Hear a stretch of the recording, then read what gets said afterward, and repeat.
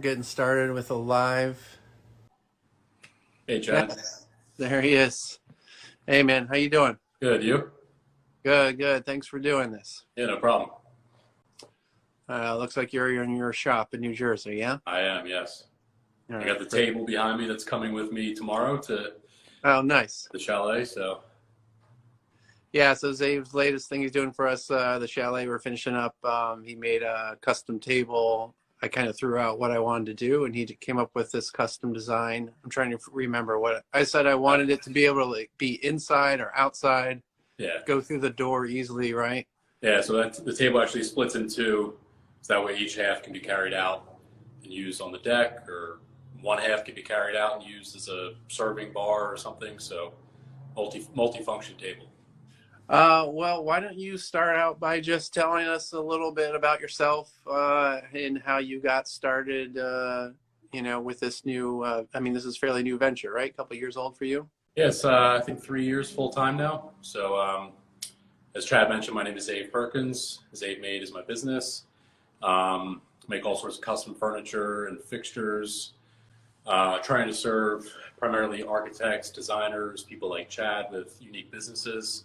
Kind of the way I got started was just out of boredom, needing a creative outlet. I had an office job at the time, and I kind of did this as a just a hobby after work and stuff. Really had the itch to go full time, even though I probably wasn't quite ready. But made the leap with the support of my wife, and it kind of took off from there. And I've been busy ever since. Meeting somebody like Chad was a big help. You know, he was one of my biggest projects for my first full year in business down there at Cape May, which was really nice and helpful. So yeah, pretty much out of boredom, needing a creative outlet, wanting to, I guess, test my skills, make things better. As we know, some of the mass-produced furniture out there is not really the best, doesn't really hold up. So yeah, it's just kind of, those are the reasons. Nice. Really creative though. I'm a creative person at heart, and I thought I wanted an office corporate job doing account management, and did it for a few years, and just I needed to get back to doing something creative. So Right. Awesome. So how did you get interested in like woodworking? You know, I kind of consider myself an amateur woodworker that doesn't really know what he's doing, but likes to try to build stuff every once in a while. Like, how did you get interested? Did you do it as a kid with your yeah, family? like What? my dad, he actually went to school to be a woodshop teacher before dropping out to take over his family's business. So I learned a lot from him, just helping around the house, doing projects, and nothing like really furniture specific. So that's kind of my first step into it, was with him. And then when I bought my first house, I was young. I was only 21. Didn't have much money. Was really interested in doing just DIY projects around the house. That led to making like a coffee table, and then a dining room table, and a bar, and all these different things. And then people appreciated the work I was doing. I was posting on my personal Facebook page, and then I made a page for my brand, and just appreciation from other people was there, and the interest, and that's how I initially got started, and then kind of turned into a business. Nice. And where are you working at? You're working out of like your garage at your house? No, so that's where I started, was in my garage. It was just a one-car garage. I think when we first connected on Instagram, I was still in that garage. But then the first project I did for you guys in KMA, I was actually here in my new shop. So it's like the size of like a 3-car garage, roughly. I have a separate room for all the finishing, where I do any painting or primarily oil-based finishes for the solid wood furniture. And looking to expand the shop in the near future, hopefully, but it serves me pretty well here. I'm just a solo Right. shop, so it's just me. So it's been fine. All right, cool. What were I'm trying to like reinvest myself in like better tools. What were some of the first investments you made in like tools to take yourself from like amateur to doing this full time? Just It started pretty rough in the beginning. I just had very basic stuff. I had a really crappy tabletop table saw, just a really basic homeowner's saw. So I upgraded my table saw, which was a big help just for producing, larger pieces um, and producing them accurately, because a homeowner's table saw just does not cut it. So that was a big help. Probably the biggest game changer was getting my first Festool, which I know you're getting some Festool. I just did today. Tools, Just got back. Yeah, some new stuff. So I got their domino machine, which really helps me produce a lot of the panel work that I do. A lot of the walnut panels that I did in Cape May were all joined using the Festool dominoes. That was a game changer just from an efficiency standpoint, and being able to get things done quick, but still being a solid product and the correct way to do it. right. So yeah, that was a big help. And just along the way, just anytime I have extra money or see a good deal for something used, I'll pick it up. Because some of the older tools are just as good as the brand new stuff they make.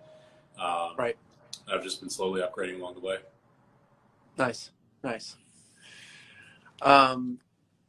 Talk to me about some of your I've seen you do kind of like custom design build projects for somebody where you're not just like doing a piece of furniture. You're like, I need this mantle like completely rethought of or whatever. Tell me about some of those like projects that have been the most fun to you, and how you kind of go about them working with people on doing something more custom, and when they're just kind of like, hey, fix this section of my house.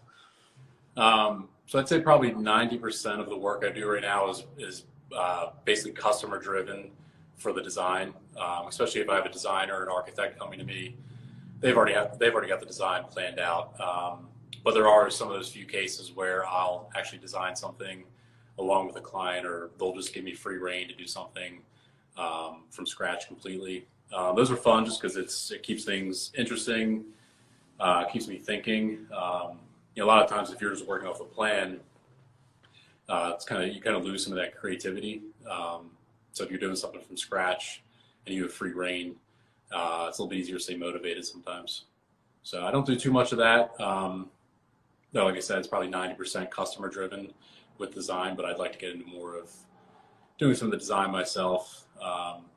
This table behind me here, I think we went through 2 iterations on it for the chalet that you guys are doing. Right. Ended up having to change the design for the base last minute, just because I was worried about the stability of it, and with it being like a rental place, I didn't want it to fall or break on somebody. So ended up changing last minute. I don't think I got an okay from you, but I figured you'd be okay. Figured you'd be okay with it if I was using my best judgment. So Yeah, it's all good. Yeah. Cool.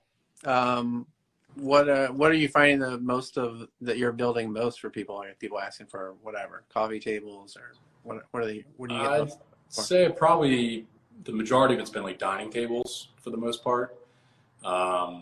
A lot of, as far as like wood species, white oak and walnut are super popular right now. It's pretty much all I've ordered for the last 2.5 years is white oak and walnut, which is fine by me because they're both really nice. But yeah, a lot of tables. Got a big countertop project coming up, a bar top, some floating shelves, just like we did in Cape May. So yeah, that's probably the big stuff right now. And kind of like the way I like to consider myself, or what I hope this turns into, is really bridging the gap between like the contractor and carpenter, and really being able to kind of focus on those things that either they not that they can't do it, but they're not set up to do it, or they need a shop space to do it. I kind of want to be that guy for homeowners or for builders or designers, kind of that go-to source for those different type of projects and one-off type requests. Nice. Do you have any plans to like create some standard products? I know I'm seeing some guys more and more like they'll design a chair and a table, whatever they can make more and more, a couple different materials or finishes or whatever, and have them stocked and ready to go. Is that what are your thoughts for the future or expansion plans? Yeah, I mean, that's definitely been on the horizon, all along. Just, all the custom work just keeps coming in. It's been keeping me busy and kind of pulling me away from that, or being able to focus on that more.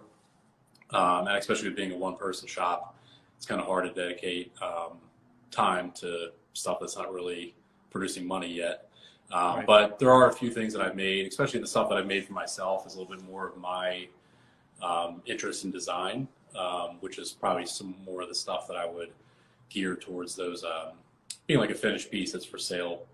Or even it might not even be finished. It might just be a piece that's for sale on the website, and it would be turned around in a week and a half or 2 weeks instead of longer lead times. But yeah, it's definitely a goal for the future. So Nice. see where it goes. Nice. All right. Well, I appreciate you taking the time. What you got? Anything else you want to say? Tell us where we can find you. Obviously, we can find you here on the Instagram, folks. But yeah, pretty heavy on Instagram. I got a Facebook page too. I got a website which needs to be updated. But my Instagram is kind of my rolling portfolio. So anybody interested in work can check that out. Kind of see what I'm all about. And thankful to have a partner like Chad and Lokal for these cool projects, and hope more come in the future. All right, sounds great. Well, I appreciate the time, Zave. Looking forward to seeing you again tomorrow and seeing that table in person. Yeah, I appreciate it. And check them out. All right. Thanks, Zave. See you guys.